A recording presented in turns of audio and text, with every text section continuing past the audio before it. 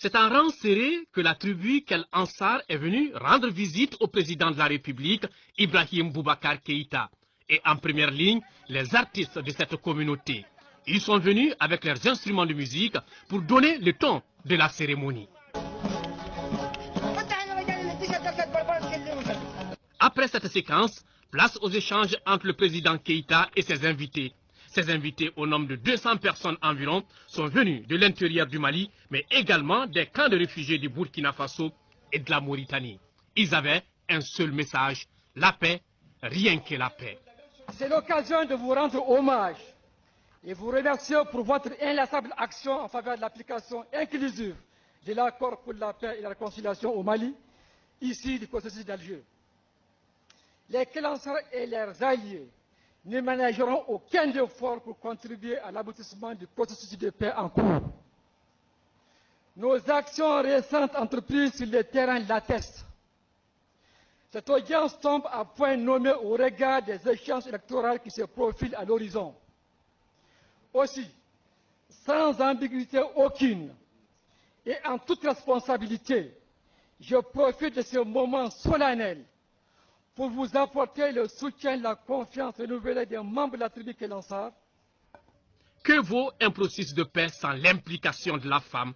C'est conscient de cela que les femmes de la tribu Kel Ansar s'engagent à appuyer les actions du président de la République. Les femmes de la tribu Kel Ansar et alliées, soucieuses de l'avenir de leur pays et de l'avenir de leurs enfants, dans un contexte de plus en plus complexe, vous apportent leurs indéfectibles soutiens dans les efforts inlassables que vous ne cessez de déployer pour le retour de la paix au profit de tous les Maliens et souhaitent vivement vous voir plébiscité par les Maliens pour un second mandat pour parachever votre œuvre.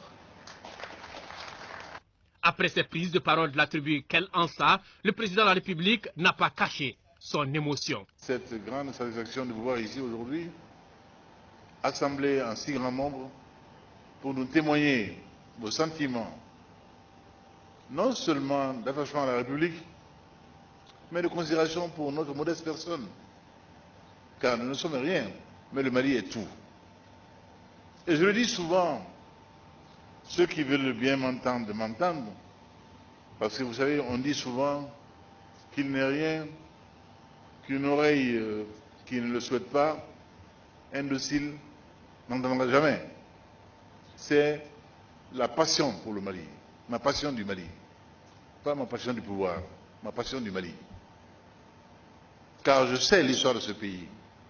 Je sais la beauté de notre histoire commune, partagée.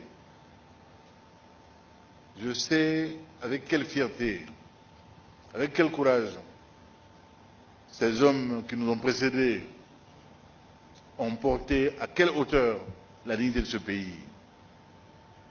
Ils furent craints, ils furent considérés, ils furent respectés, parce qu'ils surdirent la dignité du Soudan, la dignité du Soudanais, en un temps où ce n'était pas la mode. Malgré les difficultés du moment, nous devons rester soudés autour de l'essentiel, le Mali, a rappelé le président de la République. Ceux qui pensent pouvoir diviser le Mali, jamais ce pays ne sera divisé. Jamais notre peuple ne sera divisé. Jamais. Ils ne savent pas qui nous sommes, mais nous savons. Ceux-là sont là pour nous dire qui nous sommes. Ils sont là pour nous dire notre bravoure, notre fierté d'être. Ils sont là pour nous dire les vertus de l'union, de l'unité. Les vertus, la beauté de la fraternité. Celle qui unit des hommes de dignité, des hommes de courage, des hommes responsables. Dans un monde aujourd'hui où l'on s'interroge sur la permanence des valeurs, si elles sont toujours là ou pas. Dans les jours à venir, la tribu Kel Ansar envisage d'organiser une grande rencontre sur la paix.